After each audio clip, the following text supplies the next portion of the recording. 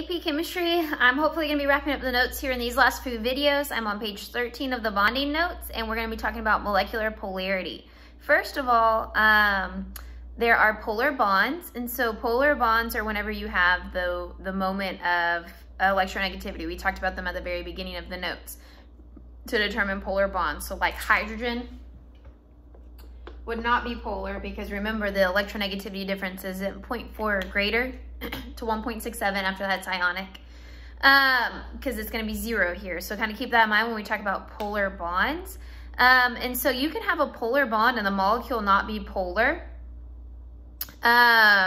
So that being said, make sure that you understand all of it. So you do need polar bonds, and the molecule needs to have the following qualities that we're about to talk about.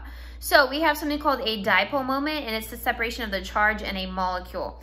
And then so the product of the size of the charge and the distance of the separation. So over to the side, it starts to show you some examples, and we're gonna just kind of talk through some of these things. It has points to check off, so align themselves with an electrical field. Hey, physics.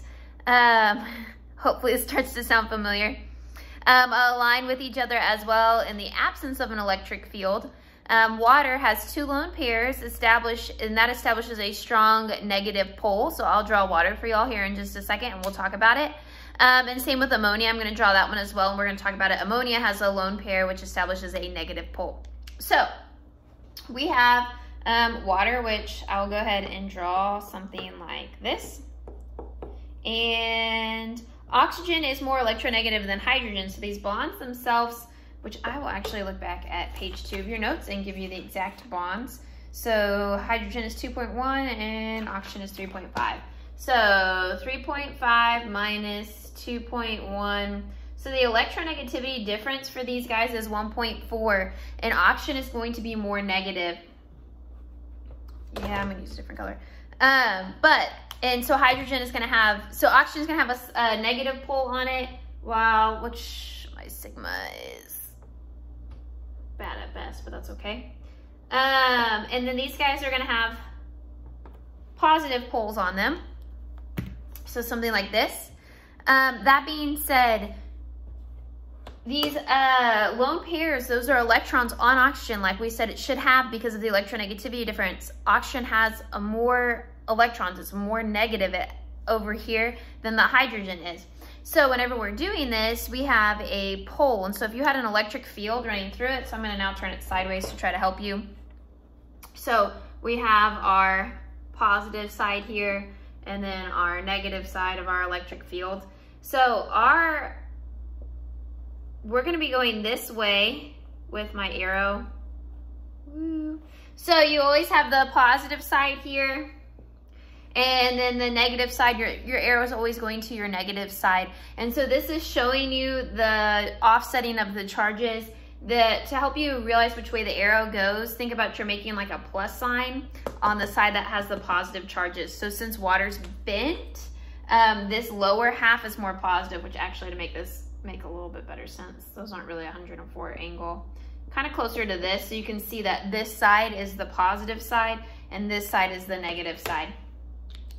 And so that's how you would draw that part of it. Let's see, it says note that the direction of the arrow indicating the dipole moment always points to the negative pole. So we just said that with the crosshatch on the arrow, sort of looks like a positive sign on the positive pole. And so because of this uneven sharing here, we have a polar molecule. So we have polar bonds and we have a polar molecule. Ammonia also, which my eraser got hidden behind here. So if I were to draw ammonia, same thing would be happening here. So then I have, we have N, and then from our previous ones, hopefully we remember that the shape of this is gonna be trigonal pyramidal. So, and then we have our 2 right here. So this makes this one a negative pole as well. And then these would all be positives, slightly positive poles on here. And so then when we're drawing this one, again, also, this is our positive side. So I'm gonna have my crosshatch here and then my arrow is gonna go up this way, which I probably should have used different color markers for that. But that's what's happening. The pictures in your notes also denotes that as well. So if it obeys the octet rule, which these 2 examples did, and all the surrounding bonds are the same, then it's not going to be polar. It's going to be non-polar. So we're going to see some examples of that. In this case, these molecules are polar because there's a pull on one side. So we're going to use carbon dioxide as an example. Carbon dioxide follows the octet rule. I don't have time to explain the Lewis-Dot structure to you. That was previous videos. So we have this here, carbon dioxide. Now then, oxygen's more electronegative than carbon is. So this is going to be where our negative pole is at, and our negative pole, and this one will be our positive pole. Okay, but that being said, I dropped my lid. That being said, it's not polar. And if you're in physics, this should make sense to you if you think of vector quantities.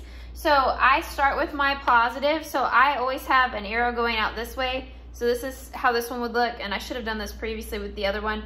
And then this one also, because we're going towards the negative poles. So then we have arrows pointing out, and they essentially cancel each other out. So this is not going to be a polar molecule. The notes say carbon dioxide above is a nonpolar since the dipole moments cancel. These guys cancel each other out. The vectors cancel each other out for my physics people.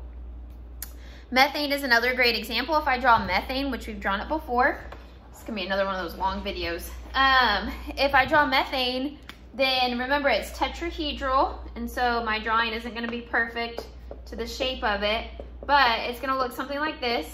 And they're going to have, so I'm going to have my vectors, and they're all going to cancel because this would be pointing in because it's the positive pointing in and pointing in and pointing in.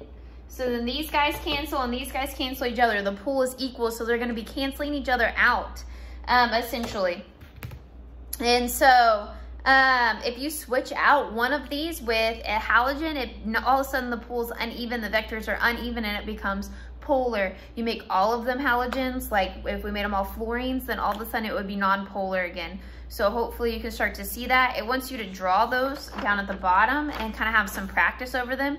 You can also Google if things are polar and kind of see the drawings and see other videos of people explaining it if this one's not making sense.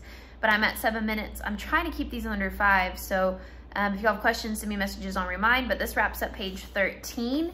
And then page 14 is all exercise problems. It's examples, exercise 2, 13, and 14. I think that should be 12, 13, and 14. And then after that, it's just review once more with feelings. And so I will go over page 15 and 16 in a last video to summarize and wrap this up.